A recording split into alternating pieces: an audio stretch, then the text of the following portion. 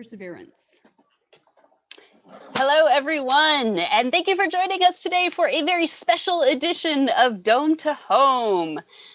As always, my name is Tara. I'm a planetary scientist and a CU alum, also a presenter here at Fiske, and Jeremy is here with me today. Hi, Jeremy. Hey, how's it going, everybody? As always, my name is Jeremy. I've been running most of these Dome to Home shows. When we're actually in the planetarium, I work as an outreach presenter and navigator, which means everything that you'll be seeing over here on the Dome, I'll be doing live using our virtual planetarium software today. Yes, and it's just the two of us today. We don't have a question master like we normally do, but we still want to encourage you to drop any questions that you have into the chat here on the page. Or questions, comments, suggestions, anything you want to tell us, I'll be keeping an eye on that. So I'll try to answer some questions as we go, but of course we have time scheduled at the end to dedicated for your questions. So go ahead and drop them in or hang on to them until the end, whatever you like. But today we are here to talk about two things, because we have not only coming up the winter solstice, but what they're calling the Great Conjunction, this planetary conjunction of Jupiter and Saturn. So we're going to talk a little bit about both of these things, both what they mean, how you can observe them, and kind of what's really cool about them. So we're starting off, we thought we'd do the solstice first, since that's kind of the yearly thing that happens all the time. Here you've got a picture of Stonehenge up on there, because solstices have historically been super important for tons of cultures all over the world. Long before they had things like calendars and even clocks or anything like that, people would use the sun and its location in the sky to tell time of year, all sorts of stuff like that. So we can start with the obvious question: what is a solstice? This is a word you've probably heard. The solstice just means that our sun at the solstice is at a particular place in the sky, either at its lowest point or its highest point. If it's in the middle, that's what we call an equinox. So these are all kind of linked together. Now, right now we have our winter solstice. That's what we're having on Monday. And so in winter, the sun is going to be at its lowest point in our sky here in the Northern Hemisphere. Now, you may not have noticed that if you're living around here, like Boulder, or, in this general kind of mid-latitudes. But people at the poles have to deal with this all the time. People that live close into like Norway or way down in Antarctica or something like that. They may never see the sunrise during the winter, or it may never set during the summer. This is a very obvious thing for them. Here, it's not quite so obvious.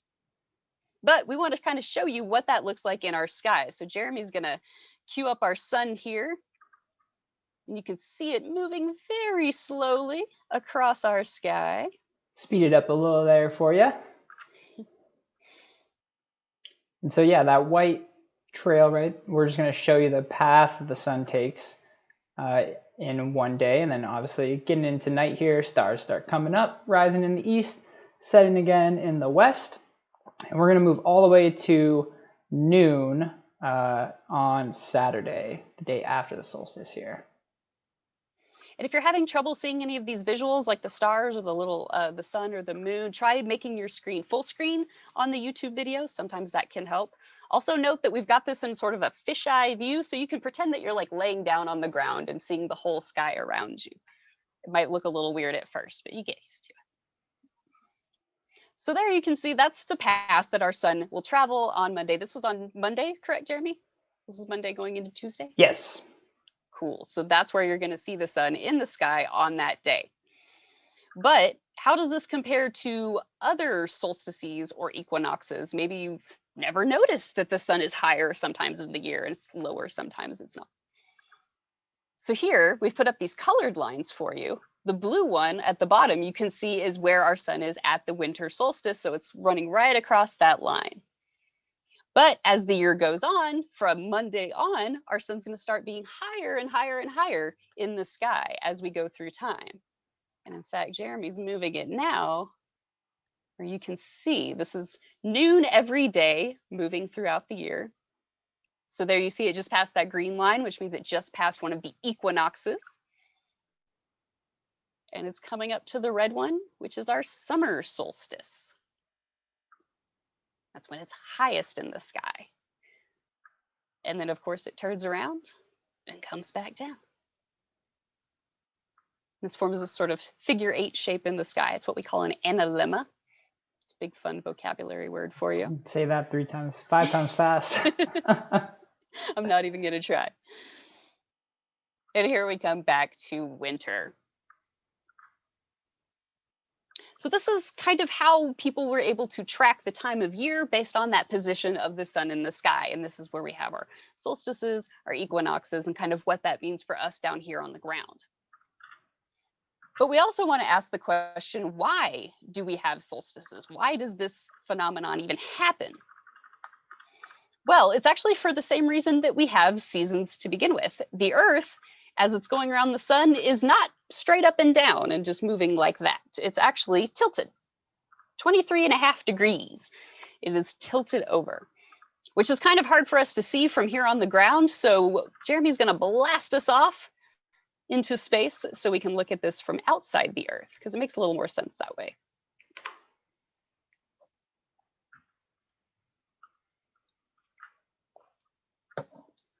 So here we go.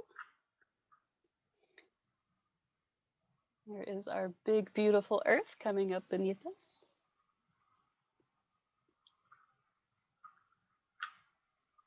There we are. Welcome to space. Ta-da. So we're going to back out a little bit so we can see the tilt of the Earth. Stand by, get all oriented here so we don't get lost out into our own solar system. Yeah, we don't want to get lost in and space. I'll fly us out a little bit.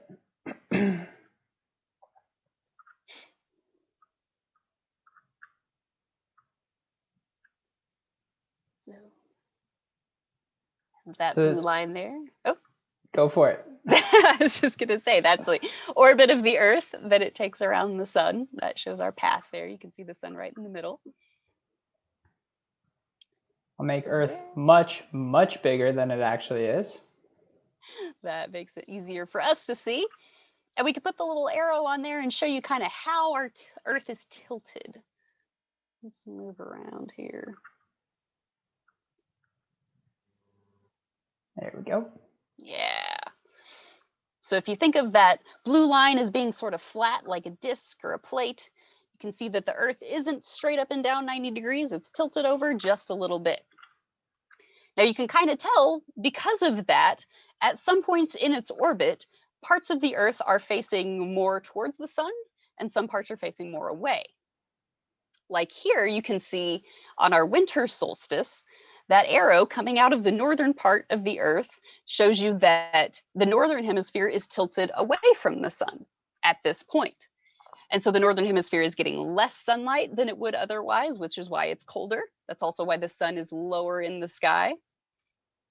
But as we move around in our orbit, like you see here, it gets to kind of the halfway point there, where its sun is shining pretty much directly on the equator. So we're getting equal amounts of sunlight and darkness at both the north and south hemispheres.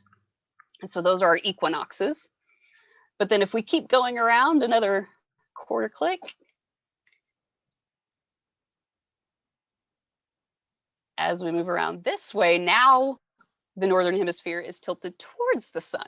So that's going to be our summer solstice. We're getting more sunlight. The sun is going to look higher in the sky.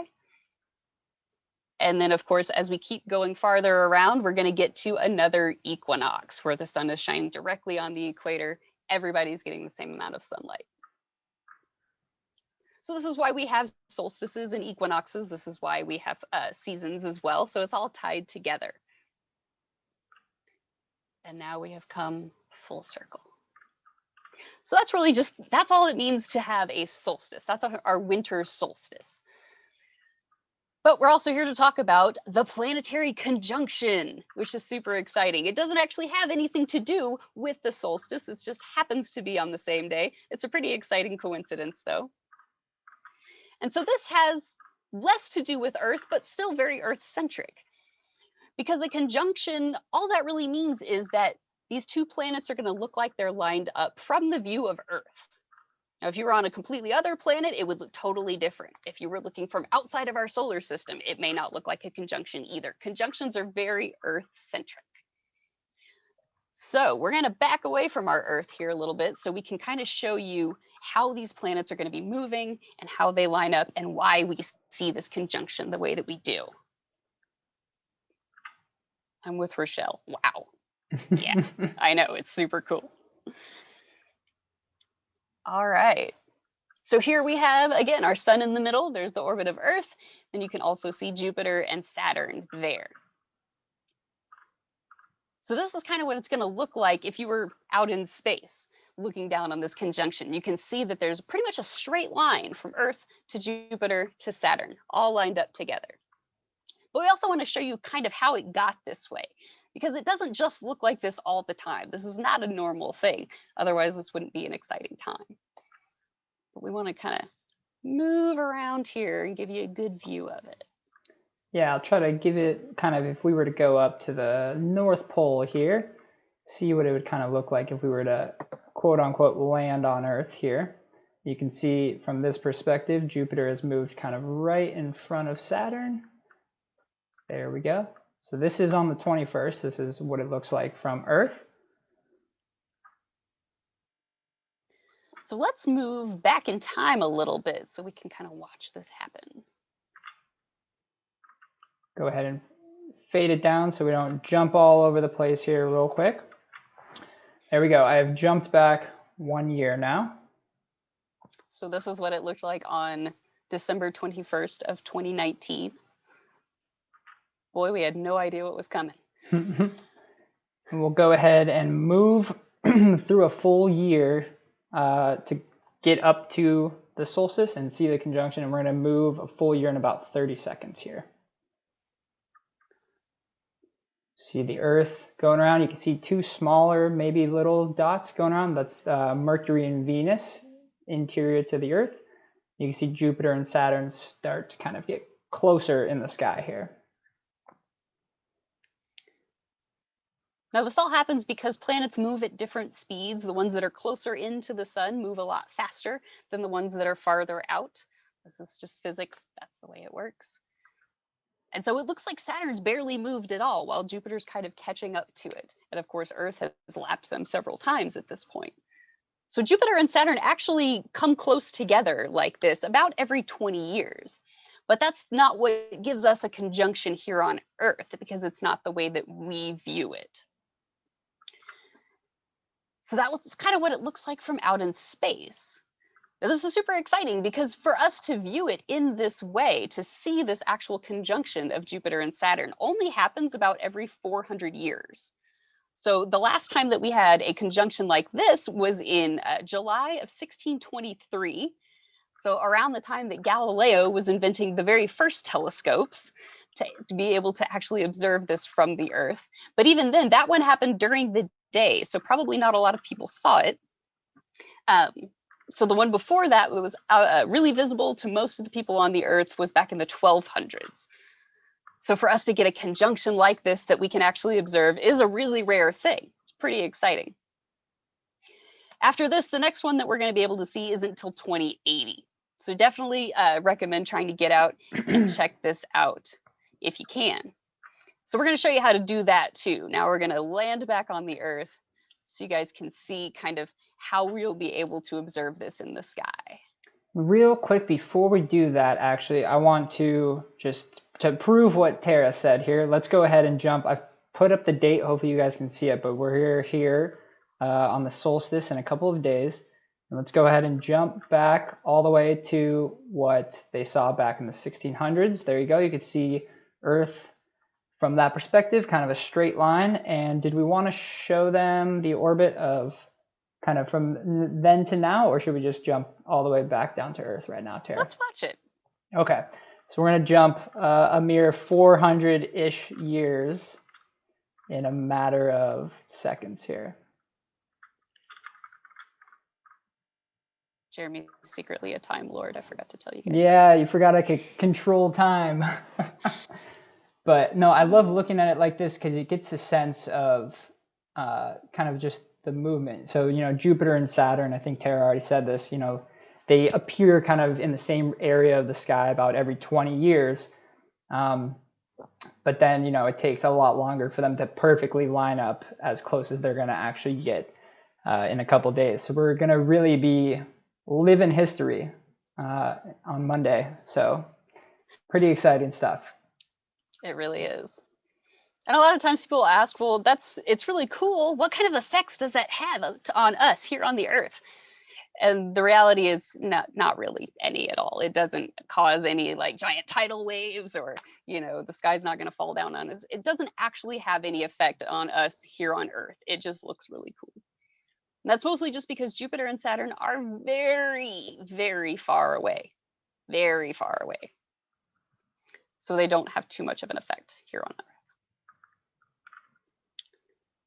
All right, so we've got about 5 more minutes here. So let's jump back down to the Earth. Alrighty. See what we can see.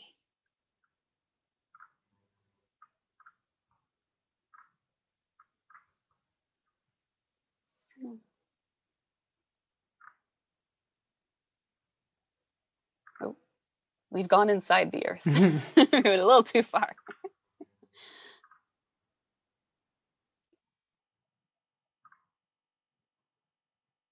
Go ahead and move us back to now. Hopefully we get the atmosphere to come back up. If we didn't have an atmosphere, we'd have a wonderful view of the Milky Way. Mm-hmm. All right, we're not getting the atmosphere, so bear with us here for a second. We'll get it popped right back up here. You broke time. Yeah, when I get time going back, is there any other misconceptions or questions that you guys might have? Anything that you're really curious about? We could start kind of some Q&A and then jump into how you guys can see this on your own. Yeah, I haven't seen any questions pop up in the chat just yet. Keep an eye on that. All right, cool. Well, when you guys are thinking of them, now that we've got time working again properly, we've got our atmosphere back on. We'll transport us back to Boulder here on Farron Field, lovely Farron Field, Boulder, Colorado. Lovely. All right, and what time is this now? Is this the now time? This is the now time, yes. All right. So obviously you're not going to see too much right now because it's pretty light outside, at least here. So we're going to move forward a little bit so we can set the sun. You don't want to wait too long, though, because this conjunction is going to be happening right around 5:30-ish Mountain Time. So here in the Mountain Time Zone, about 5:30. So it's going to be right after sunset. So we're going to move forward just a little bit. Get rid of that one big star in the sky so we can see the other ones.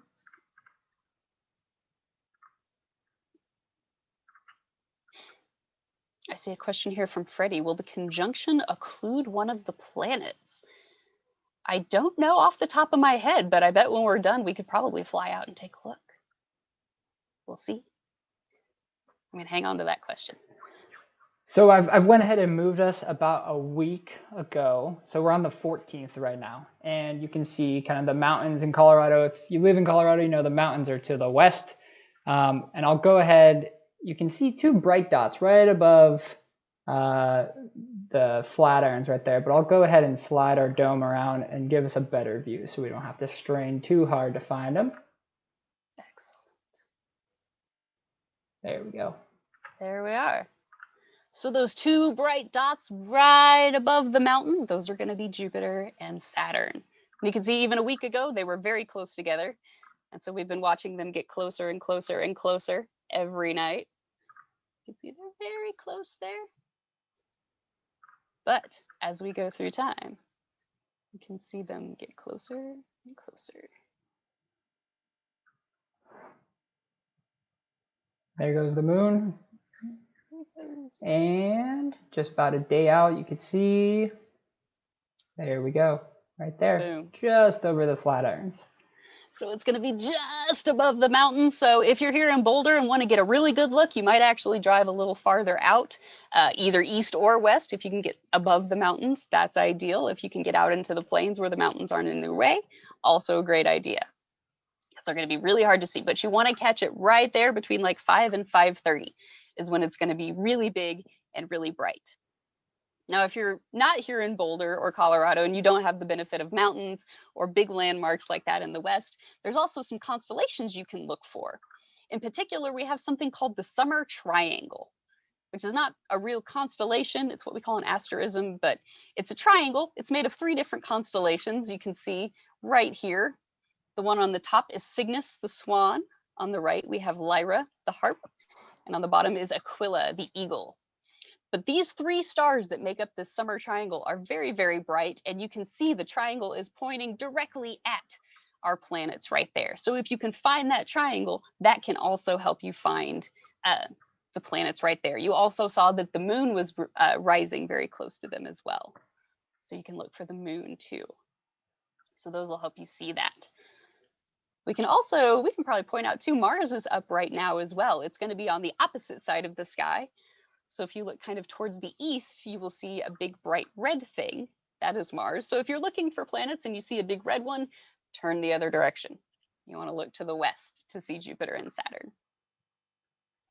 Now, Jeremy also was awesome and provided us a cool link from NASA down here in the comments of the page, where you can see they've had a lot of really great tips for how to photograph this great conjunction, either with a fancy camera or just like a point and click, or even with just your phone.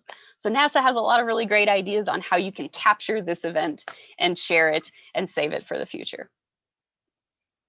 So that's pretty much all we had to show you today. And I do see that we're getting questions coming in and they're super cool. Jeremy, let me have you go ahead and fly us back out of the solar system, because I'm interested in this occultation question as well. Okay, sounds good. And we have the ability to find out.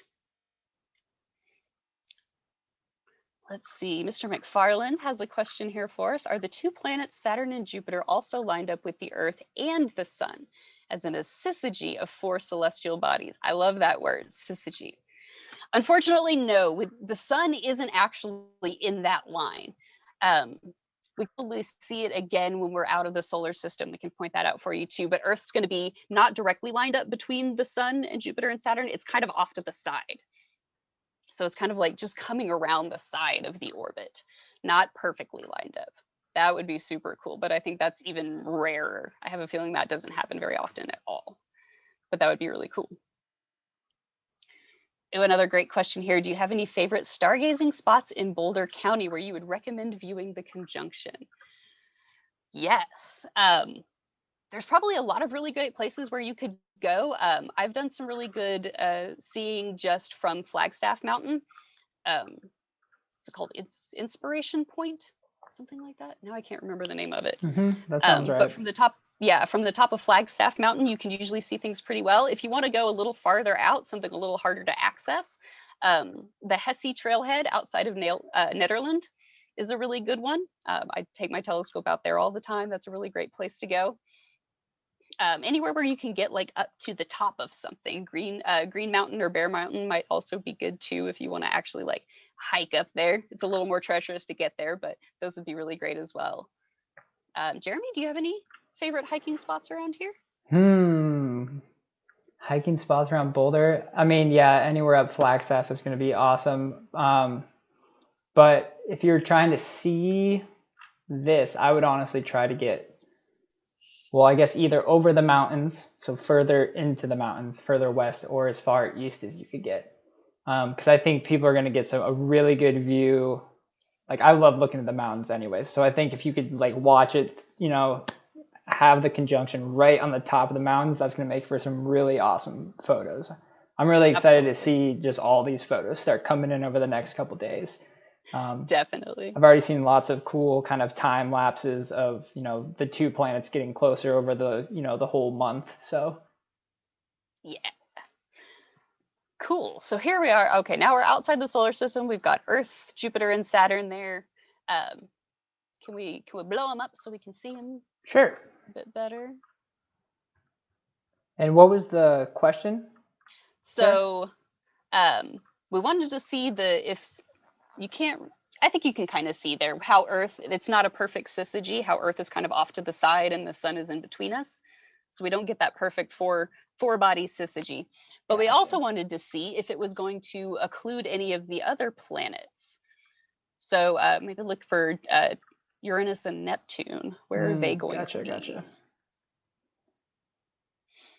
Might as well Those guys turn are pretty on hard all to of see the orbits here. in the first place. Make them all very, very big. Let's see where everybody is.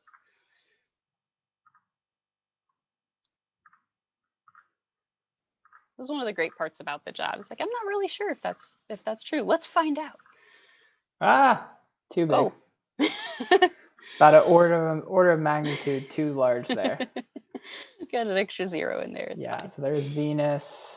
Okay, so we see Venus is going to be off to the side. It looks like Uranus is going to be way off. Where is Neptune? So you might need to pan a little bit or zoom out. So Neptune's going to be kind of off to the side too. So it doesn't look like we're going to get any major planet occultations with this one. It'll just be those 3. Great question though. That was fun to look.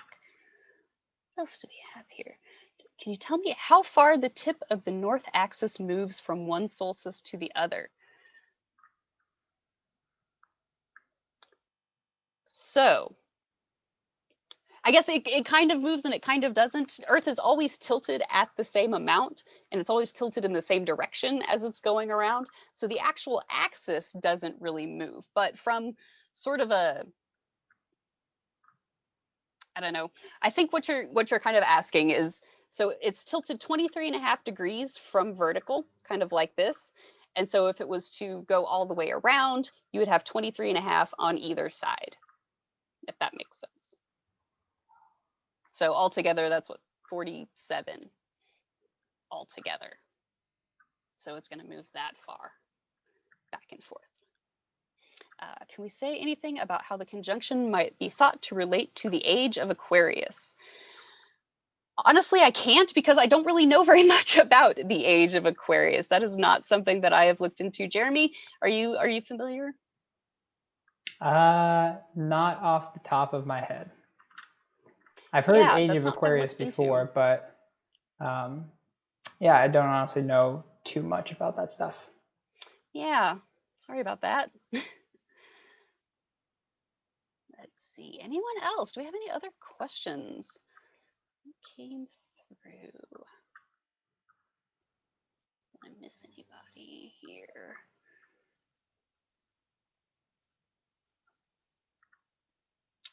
Here's one from Jeff. Why is it that 2 planets pass each other every 20 years, but did not conjoin until 400 years ago? Great question.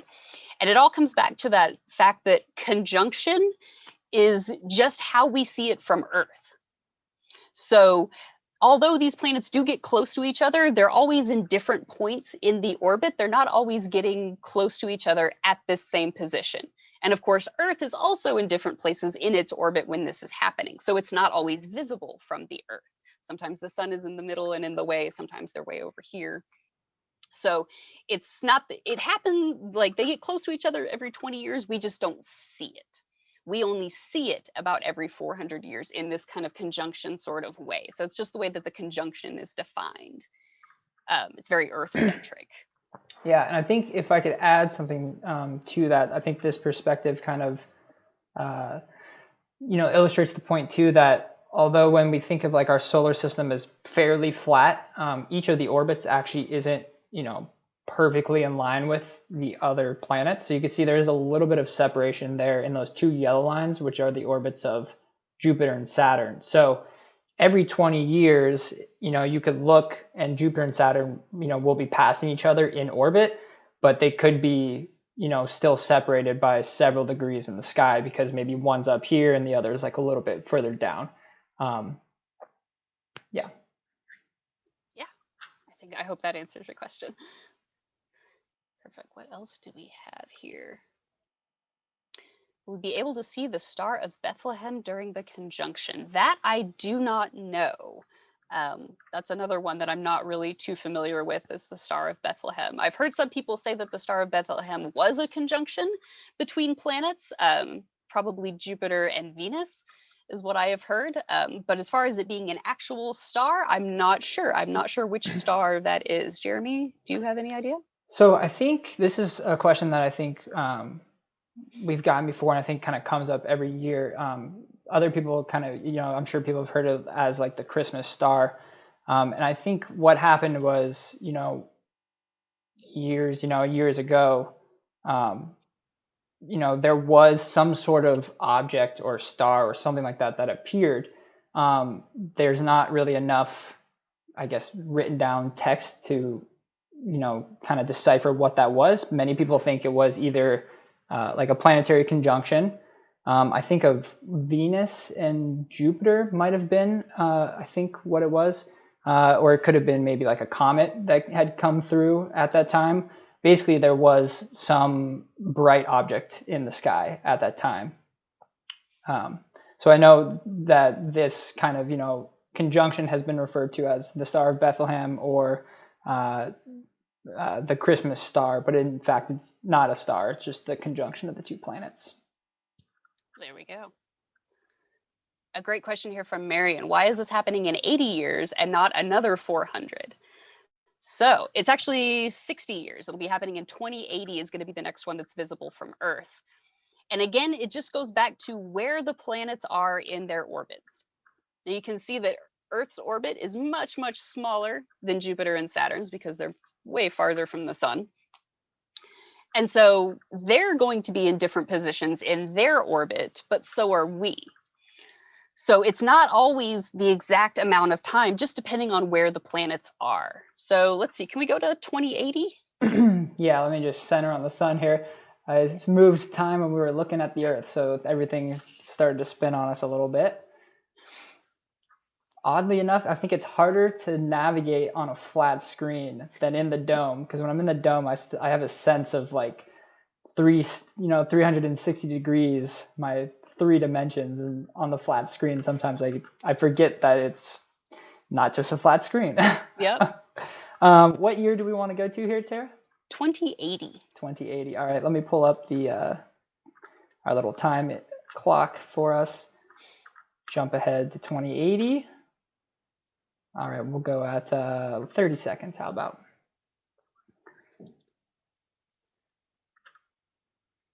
So we're going around there. Jupiter just made one full orbit. Past Saturn. There's its second full orbit. Saturn's just now making its first full orbit. We're going around. So you can see they're moving at different speeds. They're in different locations in their orbit as this time goes on. And so once we get back to here, yeah, so the date's probably not exact, but you can see they are in sort of that same kind of conjunction configuration with the Earth lining up to be able to see it. So it's probably a month or so off from whatever day we're on, but that gives you the general kind of sense of it. Yeah, I jumped to December 21st, 2080. Okay, so it may be a little earlier in the year, or maybe a little later, I'm not really sure. There we go. Probably earlier. Right about somewhere in there. So that is, looks like it's August, mid-August right now on our planetarium. All right, so late summer of 2080 is when we'll have this one, and yeah. So it's just, yeah, again, it's orbital dynamics. We take whole classes on this stuff. It's very complicated, but that's the general idea of it. Let me see. We still have, I know we're gone 5 minutes over, but I really want to get to these questions, so bear with us here. So do the moons of either Jupiter or Saturn get influenced by the conjunction? Are their resonances heightened? Let me see. They may be affected, but again, these planets are actually very far apart. You don't get quite as much of a sense of it on this flat screen like this. It's kind of a fisheye view, but it's about the same distance from Earth to Jupiter as it is from Jupiter to Saturn. So these are very, very far apart. The gravity, I actually did the math. I went through a whole 3 pages of notebook paper the other day doing the math on the gravity of this whole scenario. And it actually doesn't change very much. The gravity only goes up by just a little bit. And in some cases, it actually goes down a little bit, which is totally counterintuitive, but the math checks out. So I'm not sure that it would do a ton to influence the moons around Jupiter and Saturn, maybe some of the very small ones that are really far out. But as far as like the big moons that we think of Jupiter, like the Galilean moons, they're really close in. I don't think they're going to see too much in the way of like a heightened resonance or anything like that. Let's see. Hello to Vincent from a planetarium in France. Let's see, will a conjunction be visible longer if we go east and not lose visibility due to the mountains? Probably a little bit longer. You may get an extra like hour or so, but eventually, because they're moving, they are going to start moving apart again. So from what I have read, you got to be there pretty quick. So I wouldn't wait until like late in the evening. I would still try to get there pretty close to sunset, right around that like 5:30 to 7 maybe is probably going to be your like best optimal viewing.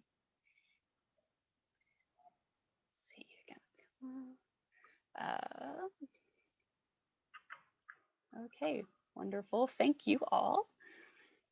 Anybody have any other questions? Happy to take them. We could talk about conjunctions or astronomy in general. We're always happy to talk about space. Yeah, I just highly encourage, if you can, try to get out and see it. Hopefully we have clear skies. Hopefully not everybody's going to get clouded out. But I know 2020 has been a tough year, but it has been a very exciting year actually for, astronomy. We had Comet Neowise go by, a couple months ago now. I know I was able to take a couple pictures of that, and that was really, really cool. And being able to see this I'm really looking forward to this as well. Yeah, this is a great way to kind of round out this year. Have some really cool stuff to watch. Well, if no one has any other questions, then I guess we will sign off for today. Thank you all again so much for joining us. It was our pleasure to chat with you about solstices and conjunctions and all sorts of fun space stuff. Keep an eye on our webpage because Dome to Home will be coming back for our regular season in the spring. We don't have the exact dates and schedules yet, but again, keep an eye on that website. We'll post those as soon as we know. We can tell you the dates and the topics and all of the cool stuff that we have coming up. Also, be sure to check out our other content. We have podcast episodes available. Everything on our YouTube channel is all free and readily available to you. Bob, I wish we could set up some telescopes too. That would be awesome. But otherwise, have a wonderful rest of your day. Again, leave us a comment, drop us a note here if you want to see more shows, if you'd like to see anything in particular. If you have any other questions that you'd like to submit to us, we'll check back on these comment sheets and answer any questions that you might have. Otherwise, we hope to see you again in the spring. So have a wonderful holiday season and rest of your year, and a happy 2021. Yeah, thank you so much for everybody tuning in this year and just tuning in tonight. I hope everybody has a safe and happy holiday season and a happy new year. Until next time, everybody.